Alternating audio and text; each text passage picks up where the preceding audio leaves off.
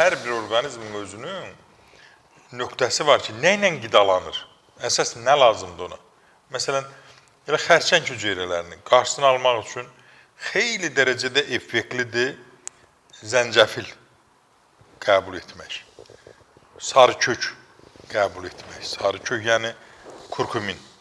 Bu tərkibindəki kurkumin yəni xərçəngə qarşı effektli. Mən nə edirəm? Yumurtanı soyutma pişirirəm. Kəsirəm bıçaqla ortasından. Sonra çay qaşığından götürürəm, ucunda da quru. Ora kurkumin əlavə edirəm bir. Çünki yumurtanın o tərkibində vitamin D var. Vitamin D kurkuminin dostudur. Və kurkuminin yanına mütləq azca bir neçə ədəd, bir balaca sən qara biber toz əlavə eləməlisən. Yəni kurkumini çevirir. Onda o effekt tam alınmır.